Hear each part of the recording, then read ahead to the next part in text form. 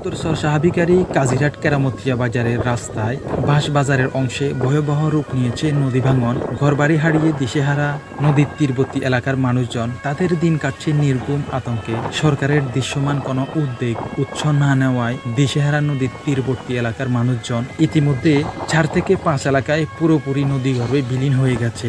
অনেকে হারিয়েছেন ফসলি জমি। স্থানীয়দের সাথে কথা বলে জানতে পারলাম, যত দিন যায় ভাঙনের তীব্র আকার বেড়েই চলছে। প্রায় 60 কিলোমিটার নদী ভাঙনের কবলে পড়ে ফেনী কোম্পানিগঞ্জ অন্তত পক্ষে 10টি ইউনিয়নে ঘরবাড়ি ফসলি জমি হারিয়ে মানুষজন নিঃস্ব হয়ে পড়ে আছে। এলাকাবাসী দুর্বিষহ জীবনযাপন করছে।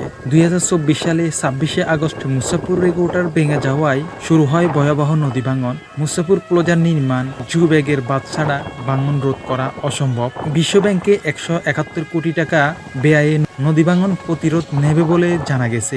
এখনো কোনো সাড়া মিলেনি। ইতিমধ্যে অনেকের বাড়িঘর নদীগর্ভে বিলীন হয়ে গেছে। যদি নদী ভাঙন রোধে পদক্ষেপ না নেওয়া হয়, কাজিরহাট কেরামতিয়া বাজারের এই রাস্তাটি নদী ভাঙনের কবলে পড়ে যাবে। অলরেডি কিছু অংশ নদী ভাঙনের কবলে পড়ে গেছে। জানি না কতদিন টিকবে এই রাস্তাটি। কর্তৃপক্ষের দৃষ্টি আকর্ষণ করছি, মুসাপুর রেগুলেটর পুনর্গঠনের আগে ডুবুরি বাঁধ দেওয়া অতি জরুরি। ডুবুরি বাঁধ দেওয়ার পরে ভাঙন প্রতিরোধ কিছুটা কমবে। সংশ্লিষ্ট কর্তৃপক্ষের প্রতি দৃষ্টি আকর্ষণ করছি। ছেয়ে দেখা ছাড়া কিচ্ছু করার নেই। ও নদীরে তুই ভাঙলি আমার ঘর, তোর কিনারায় থাকতাম তুই করলি আমায় পর। হারিয়েছে বসত বাড়ি, নষ্ট হয়েছে ফসল, শারীরিক মানসিক ক্ষয়ক্ষতি নদী ভাঙনের কারণ। চোরে নিলে বসত ঘর রেখে যায়, আগুনে ফুটলে সেটাও চলে যায়। নদী ভাঙনের কবলে ফুটলে সর্বোচ্চ শেষ হয়ে যায়। ট্রান্সিলভেনিয়ার ঘোড়াদের কেউ হারাতে পারে না, এমনকি নেকড়েটাও না। তেমনি ছোট ফেনীর নদী ভাঙন যেন ক্ষুধার্ত মানুষকেও হার মানায়। চোখের পলকেই নিমিশেই বিলীন হয়ে যাচ্ছে শত শত ঘরবাড়ি। দেখার কেউ নেই। সবাই ভালো থাকবেন। All the best. আল্লাহ হাফেজ। আসসালামু আলাইকুম।